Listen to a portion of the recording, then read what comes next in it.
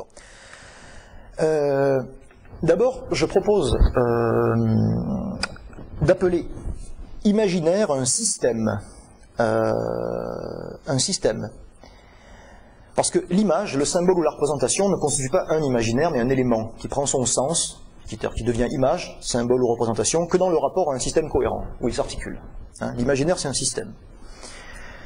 Un tel imaginaire serait un modèle, conscient ou pas, des imaginaires subjectifs des individus. Il serait donc, comme le dirait Descartes, anthropofactural, c'est-à-dire il fabriquerait pour nous l'homme. Hein. Mais à cette définition générale et vague, j'articulerai assez différemment l'idéologie et le mythe.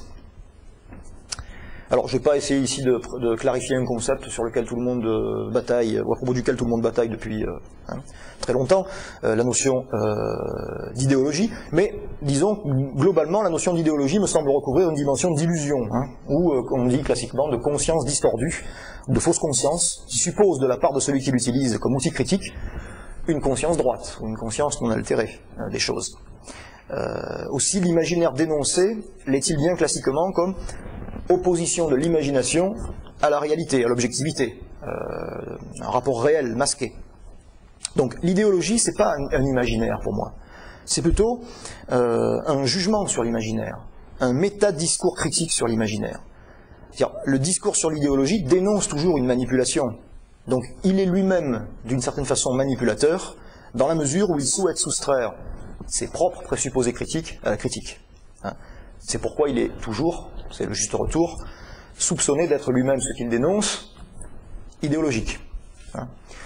Alors, bon, débarrassé de cette discutable fonction critique, qui est en réalité un appel à combattre ce qui est dénoncé au nom de principes souvent peu explicites, l'idéologie comme système de pensée, de représentation ou d'image ne va pas plus loin que la notion générale d'imaginaire dégagée ci-dessus. Mais bon, le capitalisme a pu par exemple être fructueusement l'objet d'un discours qui lui donne sens par rapport à un imaginaire, mais sans faire appel à la notion d'idéologie, par exemple chez Weber, l'éthique protestante et l'esprit du capitalisme. Bon. À l'inverse de la notion d'idéologie, la notion de mythe, comme nous voulons l'utiliser, serait d'abord la description neutre d'un système de représentation. Donc ce n'est pas non plus au sens barthésien, alors je m'excuse de procéder par ces petites oppositions qui sont peut-être pas très connues de tous, si vous voulez, mais comment dire, il y a des mots qui traînent avec eux un certain nombre de significations et par rapport auxquelles il faut évidemment prendre position. C'est pour ça que l'idéologie, ici, je fais un petit détour par quelque chose qui a une couleur marxiste, et puis qu'ici, par exemple, je dis que le mot de mythe, je ne le prends pas dans un sens barthésien. Donc Roland Barthes a travaillé sur cette notion, mais précisément chez Roland Barthes, la notion de mythe est encore très proche de la notion d'idéologie, puisqu'il le dit lui-même, ce qu'il critique quand il critique le mythe, c'est l'idéologie petite bourgeoise, sur laquelle il s'est donné mission de taper pour la déconstruire. C'est ce qu'il dit. Bon. Donc, ce sont les travaux de Gilbert Durand dont je vais m'inspirer ici. Alors, essayons de définir le mythe, si vous le voulez bien. Gilbert Durand a fondé ce qu'il appelle la mythanalyse, l'analyse du mythe. Donc, on peut définir le mythe de la façon suivante. Le mythe est d'abord un récit. Le mythe raconte une histoire qui comporte des éléments extraordinaires, qui sont surnaturels ou magiques. Des événements, des décors, des personnages divers, que l'on appelle des mythèmes. Ces éléments doivent être décodés comme des symboles. Donc, cette histoire n'est pas une fable. Le mythe n'est pas une fable. Pourquoi? Parce que celui qui l'énonce y croit, d'une certaine manière, dans des sens variés, mais il n'est pas du tout distancé, comme on peut l'être par rapport à une histoire qu'on raconte, sachant qu'elle n'est qu'une fable. Le mythe a ensuite une fonction qui rend impossible son interprétation comme un simple ornement de la pensée, ou illusion mensongère. Je veux dire par là que le mythe résout symboliquement une question essentielle pour l'homme, qui est insoluble par d'autres moyens. Alors les spécialistes nomment ces questions des mythologèmes. Désolé. Et en fait, c'est très peu nombreux les mythologèmes. Tout le monde sait ce que c'est qu'un mythologème, en fait. Si on enlève le mot, c'est ce qu'on appelle les grandes questions. Les grandes questions, c'est quoi? Allez, on le fait ensemble? La vie, la mort? Ben oui.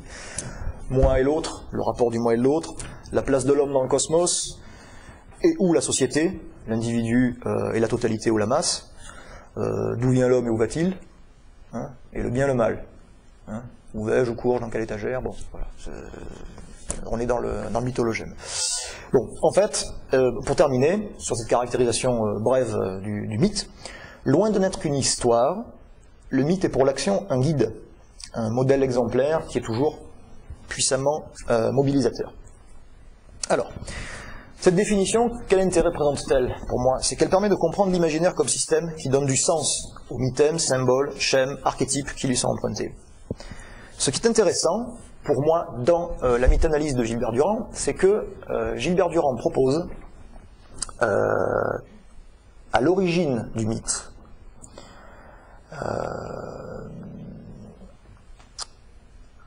un enracinement de l'imaginaire dans une perception du corps, dans une perception affective du corps et de ses mouvements.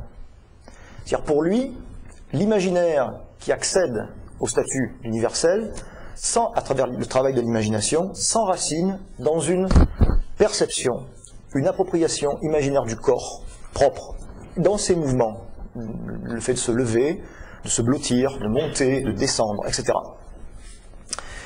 Le schème, ce qu'il appelle schème, c'est la généralisation des images qui sont nées de cette perception du corps. Alors rassurez-vous, je vais vous donner un exemple, qui est un exemple de Durand. Le schème généraliserait les images nées de cette perception du corps, et l'archétype est ce qui ensuite donnerait une substance au schème en l'imageant en direction de l'idée. Alors par exemple, lorsque je saisis le mouvement de mon corps dans l'ascension, le fait de monter, de se lever, hein, quelque chose de tout à fait élémentaire, si vous voulez. Lorsque je saisis ce mouvement d'ascension, que je le généralise, je donne naissance à un schème, le schème de l'ascension, qui est celui qui correspond donc aux images nées du fait de monter, hein, de se lever, et à ce schème correspondent différents archétypes, par exemple le ciel, mais aussi le chef, le luminaire, céleste, le sommet. Hein. Bon. Ici, schème et archétypes sont immuables dans les mythes. Hein. L'archétype peut après se symboliser, ou on peut le représenter sous forme de symbole, par exemple, qui peuvent être divers, variés donc. Au schème de l'ascension et à l'archétype du ciel peuvent correspondre aussi bien, par exemple, l'échelle comme symbole, la flèche comme symbole, l'avion supersonique, ou pourquoi pas aussi, bien sûr, le champion de saut. Hein. Donc il y a une variété possible des symboles, une polysémie des symboles ici.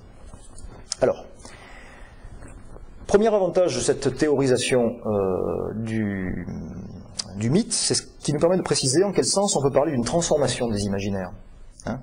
Ce qui se transforme, en réalité, ce sont plus les symboles que les mythes eux-mêmes. Et les mythologies, au sens barthésien du terme, sont plus à prendre comme la dénonciation des symboles pervertis par la publicité, hein, ou la culture de masse, que le repérage de la naissance de vrais mythes modernes. Hein, lorsque Barthes parle de la déesse, par exemple, hein, c'est pas un mythe, au sens où on peut parler des mythes grecs, si vous voulez. Hein, c'est une mythologie qui naît bien, mais qu'est-ce qui se transforme là-dedans? On a là un symbole, si vous voulez, à travers ce véhicule ou autre chose, d'autres objets de la consommation courante, de toujours l'aliénation petite bourgeoise, la consommation, etc. Bon. Donc, les imaginaires non mythiques, c'est-à-dire tels que ceux qui sont produits par la publicité, par le cinéma, par les médias, d'abord, ils s'appuient largement sur des mythes véritables pour contaminer nos imaginaires personnels, sans ça ils resteraient incompris, hein. Mais surtout, ils sont condamnés à subir très vite l'usure rapide de leurs symboles et à devenir donc des effets de mode. Hein. Donc, si les mythes véritables peuvent s'user, en fait, ils ne disparaissent pas, mais ils sont plutôt dominés par d'autres.